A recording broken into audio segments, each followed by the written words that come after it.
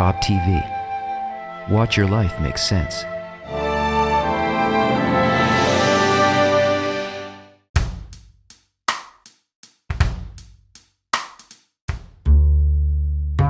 What is a spiritual teacher? What's a guru, as they would call it in the East? Well, I can't tell you what they call it in the East, but we can all see that there are special people in the sense that they attract people. They turn people into slaves, they're servants. They force people, they can compel people to accept them as something special, beyond human. They enslave people, they subjugate them, they perhaps are using them for money or, well, of course, for respect and domination. They're using it, well, perhaps other means, perhaps other kinds of satisfactions.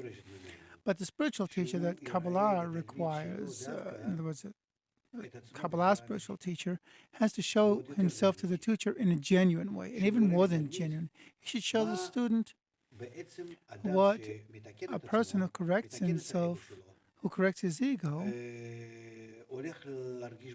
what he's going to feel along the way, what kind of disappointments, failures, questions. So he's got to be straight with them. He's got to be honest with the students. He's got to be straightforward and honest. He's got to teach the student to go along the way and go with it without being dependent on the teacher. Okay, so his job is to direct or guide the student towards a goal. Yes. And to be next to him. Okay.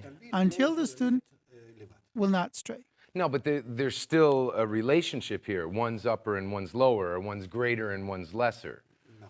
Okay. Yes. But the whole study, the teaching of the teacher is to make the student independent, to walk alone. Okay, so it's like the old analogy, if the pupil doesn't surpass the teacher has failed kind of idea. Okay. Well, you can put it that way. So, but we're in a situation where, I mean, the teacher is higher than the student, and how do you not get trapped into being taken advantage of or falling prey to a slave master situation? The teacher must, the teacher, with all kinds of means, reject the student from himself, confuse the student, play all kinds of tricks on the student so the student doesn't or can't attach to him like a small one and a greater one, or he's got to give him a hard time. But how can I, as the student, discern what's going on there? Discern if you or any other guide is being straight, is being honest. How do I know? A real teacher, takes you and shows you where to go, to the Creator, and shows you how to be closer and closer to Him. While the teacher himself only explains the way. That's it. Like a school teacher. Just like that. Okay. While he himself, the teacher, hides himself as if, I'm just giving you the way to take another step forward. But I, as the pupil, am not really going to believe or trust him if I don't believe he's great and has something that I want, that I don't have. How can you test if he's great?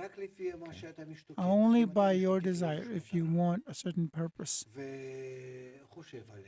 You think about it, and he explains it to you in a rational way about how to advance, how to come closer.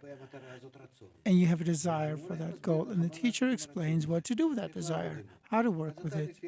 So with your own logic, with what you have in your own heart and mind, you understand that he is the right one for you. You have no other tools. You can't test him or measure him before you've come to his place. So you use the tools you have. It's always like that. But don't believe. It's not about believing. It's about criticizing him, and you test if he's really the right one to turn you Yes, to give you a method to turn yourself into something spiritual. Okay, so I have to have some trust in a teacher, do I not? Can I criticize everything and scrutinize everything he Yes, says? I yes. have to take some things on faith, so to speak. You have no, Okay. not on faith. There is no faith here. No Okay. faith. There's a test here. Criticism, intellectual and emotional only. Okay, so I have to feel it within me if you are giving me the right information. It has to feel right within me. Yes, you feel that according to your desire and to your Okay, a intellect. lot of the spiritual teachers, though, that we see that end up, the students end up in bad situations, they end up being taken advantage of, money, sexual, whatever it may be, they are following something that they want, their desire to receive for self, pleasure, and, a teacher may say, well, it's this way and it's going to feel good. So how can I escape following something that's going to be good for me? In Kabbalah, a teacher is someone who doesn't bring the student pleasure, but suffering.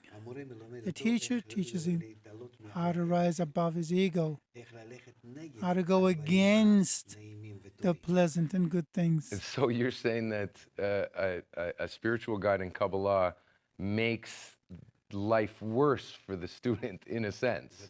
Of course, Is this a loving Yes. thing to do? Moreover, just, the more you advance, the more you start hating him. You start Hating the thinking, teacher. you Okay. want to wait for him to die Okay. because he's making your life bitter. He's telling you you have to get rid of all the good things, the ones you have. I understand. Is this a dynamic that exists in nature, like the individual to the creator? Yes. Yes. What kind of a loving creator is? With the creator, it's the same.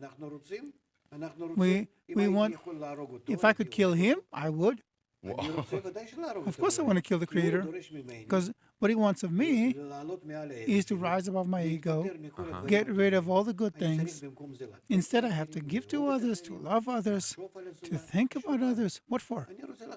I want to think of me. That's it. Is that a good creator who tells me, think of others, don't think of yourself? Of course I don't love him.